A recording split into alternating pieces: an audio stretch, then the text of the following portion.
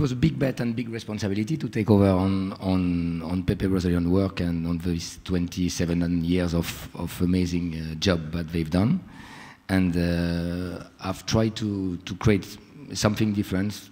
We've kept the bicephalic concept of the two rooms. So the main room now is based on Italian theater, a little bit like an opera.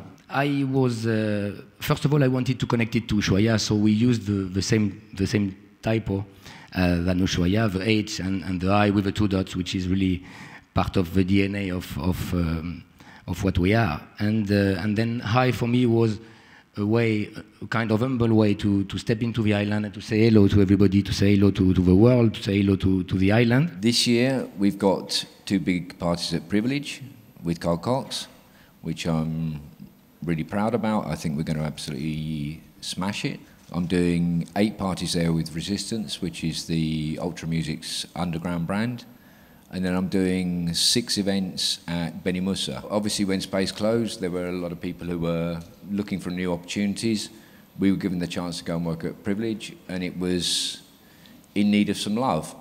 And we've gone there and given them as much advice as we can to bring it to a situation where it stands a good chance in the current Ibiza climate. I want to bring Seth in because I know these guys don't mess around, do they? Underground Resistance. It is possibly the most iconic of all electronic music groups in the history of electronic music. We are since 18 years in Amnesia. There's a continuity and an authenticity that comes with Cocoon in Amnesia. And that's why also, I think it's one of the reasons why Richie Horton is back, who will be presented by us for 5 exclusive shows.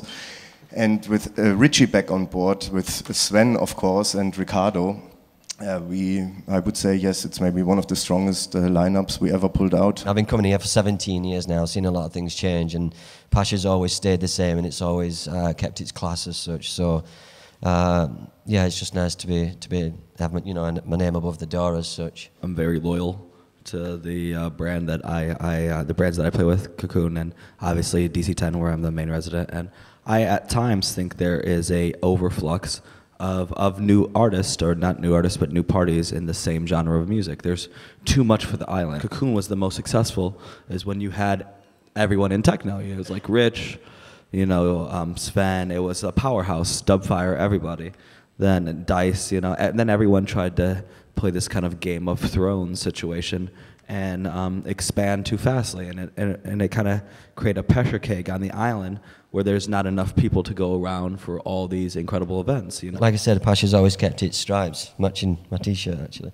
But yeah, like I said, I'm pretty confident and optimistic at the same time. But listen, I'm just excited more than anything. So we like to say that it's a unique experience. It's not like it's a restaurant or it's a club. It's the whole thing together.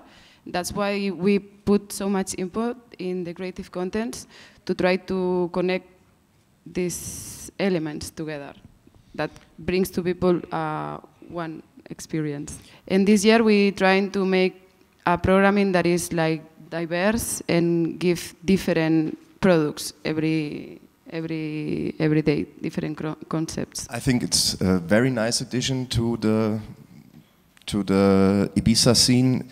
I mean, the food is absolutely outstanding, and to experience all the installations they have, the visuals, and then of course the artistic side, all the acrobats, the shows. I mean, it is a full-on entertainment, and I can only recommend to anyone to go at least once and to see and to experience this unique.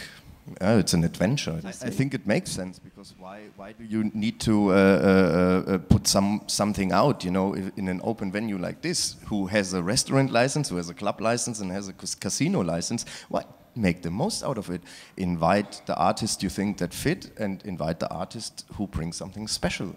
At some point, our kind of ambition is taking out what is the working class and the Ibizan class of Ibiza, and that's something that at some point we have to address. I mean, I know every club we go to, we play at, you know, we're having great times. You know, it's like 65, 70 euros to get into, you know, and how long is that sustainable in keeping our underground culture? Everyone has their own taste, and everyone should have a place that they can go to that taste and their kind of idea of partying is accessible, because that's what we do. We make dreams for people. I think we need to find a balance with the VIP client, which can afford to pay a lot of money for a table, and the kids which are coming to the island. We are able to spend a lot more money in our production and in the design of the club and in giving to everybody an amazing experience. We probably won't be able to give such a crazy experience to the kids without the money that the VIP or this older crowd is giving to us. I think that what Yann is trying to do at High is really special. And I really like what they do also with Ushuai, because they try always to keep the balance between production, creative production, and music. And I think this is important to not only give to people a lineup of DJs and pay 70 euros for the entrance, and I don't know how much money for the VIP, and give something else, like keep the balance. I think will be the key that will actually change the entertainment in Ibiza. Ibiza is and was always a special place. It always had the exclusivity.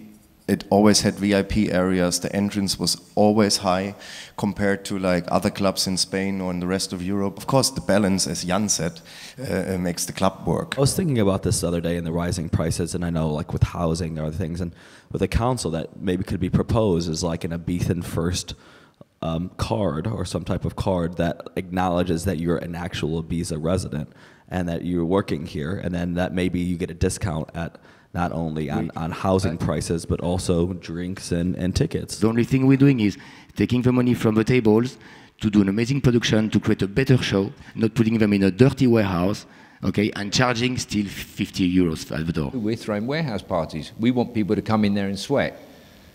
With this, we'll welcome VIPs, of course, but we're certainly not gearing the club for VIPs. That club's for dancers. You come there, you come to sweat. When we were talking about privilege in the past, the sleeping giant, you know, heads off, you're waking it up. To be authentic, you need to be true to yourself. You have your artist, Sven, and in the first line, of course. And then we do our booking. We try to be as exclusive as possible and to be different. I think the branding works extremely well. The lineup's pretty solid, but yeah, we just wanted to create some kind of mystery and some kind of magic. Obviously, with the brand Labyrinth transforming the club, it's going to look amazing. And I think we need the support from the government as well to put limits on this. You know, you can't rise or ask for double rent just because you hear that oh, Ibiza's changing and people paying crazy money for crazy villas. You know, the island has to protect the working class. This is very, very important. And I also don't get it how hotels can open and they with like 100 and more rooms and not providing living space for their workers. It is the hotel that changed Ibiza. This type of mentality brought in different people with different aspirations and more money. And as soon as they see people with more money, people want more money. A big part of these VIP people, which are old clubbers like us, which now have more money and want to spend their holidays in a different way. For people who are coming here looking for normal jobs, working in normal bars, getting paid normal wages, it's unsustainable.